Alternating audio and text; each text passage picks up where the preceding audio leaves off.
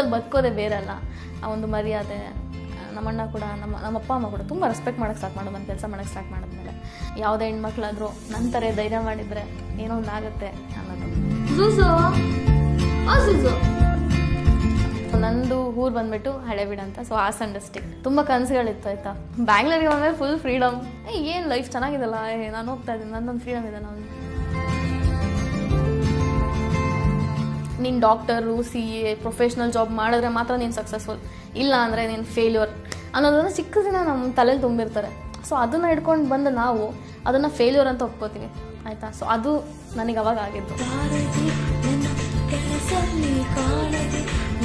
ಈ dub ಸ್ಮ್ಯಾಶು, TikTok ಇದೆಲ್ಲ ಬರ್ಲಿಕ್ಕೆ ಸ್ಟಾರ್ಟ್ ಆಯಿತು. ಒಂದು ಬೆಸ್ಟ್ ವೀಡಿಯೋನ ಅಪ್ಲೋಡ್ ಮಾಡಿದೆ. 1.3 ಮಿಲಿಯನ್ ಲೈಕ್ಸ್. ಕಾಮನ್ ಪೀಪಲ್ಗೂ ಫ್ಯಾನ್ ಎಲ್ಲ ಇರ್ತಾರ, like that is something. 800K ಇದ್ದಿದ್ದು 2 ಮಿಲಿಯನ್ ಆಯಿತು followers. that was like a break for me.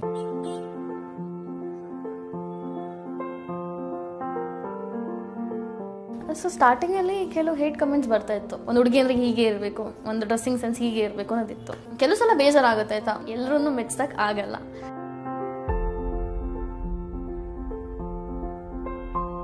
ತುಂಬ ಕಡೆಯಿಂದ ನ್ಯೂಸ್ ಎಲ್ಲ ಬರ್ತಾ ಇತ್ತು, ಏನೋ ಟಿಕ್ಟಾಕ್ ಬ್ಯಾನ್ ಅಂತ. ಟಿಕ್ಟಾಕ್ ಬ್ಯಾನು, ನಿಮ್ದೆಲ್ಲ ಮುಗೀತು.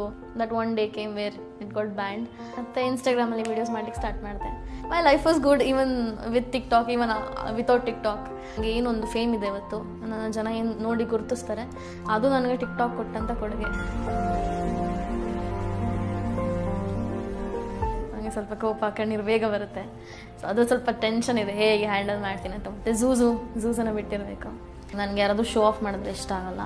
ಸ್ವಲ್ಪ ರೆಸ್ಪೆಕ್ಟ್ ಕೊಟ್ಟು ಮಾತಾಡೋರೆಲ್ಲ ಇದ್ದರೆ ಓಕೆ, ಇಲ್ಲ ಅಂದರೆ ಸ್ವಲ್ಪ ದೂರನೇ ಇರ್ತೀನಿ ಅಷ್ಟೇ.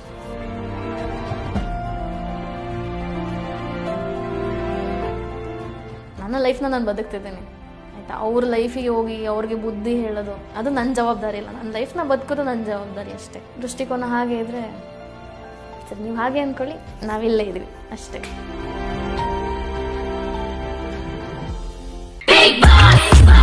ಹೌದು ಸ್ವಾಮಿ.